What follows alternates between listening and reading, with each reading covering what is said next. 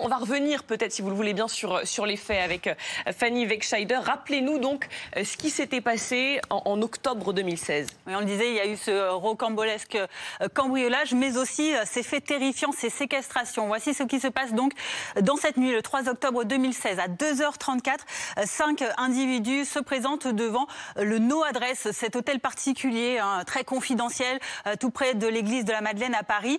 Ils entrent donc déguisés en policiers, voient le veilleur de nuit leur ouvrir la porte et ensuite ils le menottent. Ils lui demandent, en le menaçant, de les conduire à la femme du rappeur. Donc ils ne savent pas qui est Kim Kardashian. Ils savent juste qu'elle est venue pour la semaine de la mode à Paris et qu'elle a exhibé un très gros diamant, une bague de fiançailles sur les réseaux sociaux, donc avec le rappeur Kanye West.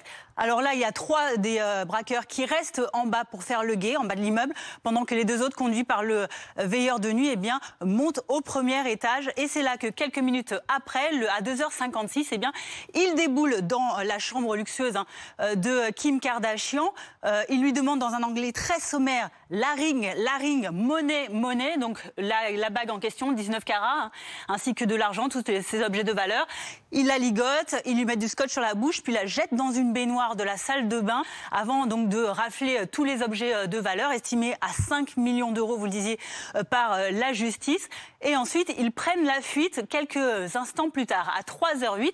C'est là que Kim Kardashian arrive à se délier toute seule. Elle rejoint sa styliste qui est restée cachée dans une autre salle de bain, pendant que les hommes, eux, ont pris la fuite, se sont regroupés, certains partis à pied et 3 autres à vélo.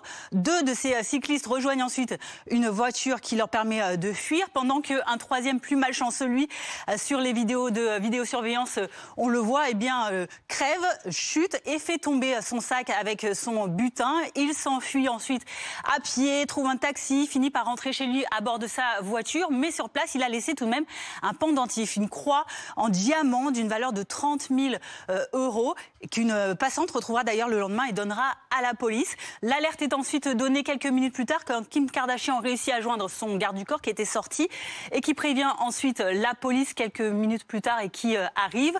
En s'ensuit ensuite une enquête pendant quasiment 3 mois qui, sur la base de l'ADN retrouvé sur le scotch, sur le Serflex qui ont servi à ligoter Kim Kardashian, permet d'interpeller 17 personnes qui sont soupçonnées d'avoir de près ou de loin un lien avec cette affaire. Merci beaucoup Fanny Wegscheider. Pauline Revenat, elle sera là, Kim Kardashian?